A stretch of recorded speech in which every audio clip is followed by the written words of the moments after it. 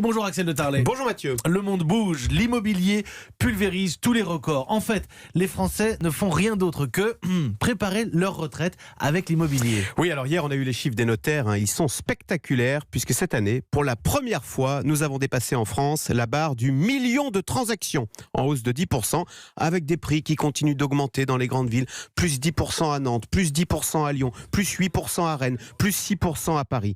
Alors quand on demande aux gens pourquoi ils achètent, 72% vont répondre pour préparer ma retraite, ne plus avoir de loyer ou de remboursement d'emprunt à payer quand sonnera l'heure.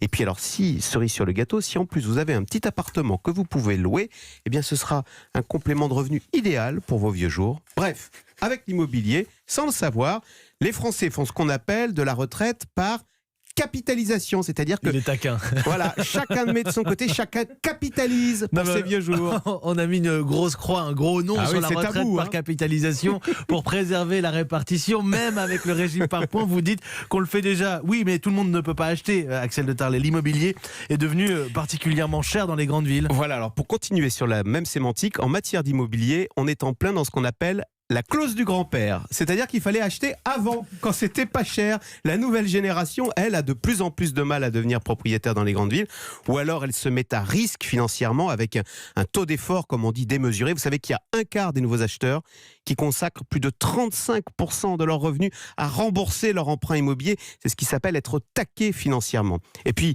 il y a ceux qui carrément ne peuvent pas acheter. Vous savez qu'en France, il y a 42% de locataires, une situation le plus souvent subie, tant nous avons tous cet attachement viscéral à la pierre. Donc oui, face à cette inquiétude sur l'avenir de nos retraites, chacun bricole dans son coin sa petite retraite privée dans l'immobilier. Mais bien sûr, cela génère des inégalités et des frustrations avec ceux qui ont acheté au bon moment, au bon endroit, et les autres qui payent des loyers toujours plus chers.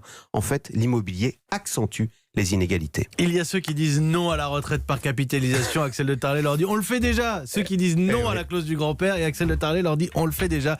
Le monde bouge et il est décrypté par Axel tous les matins sur Europe.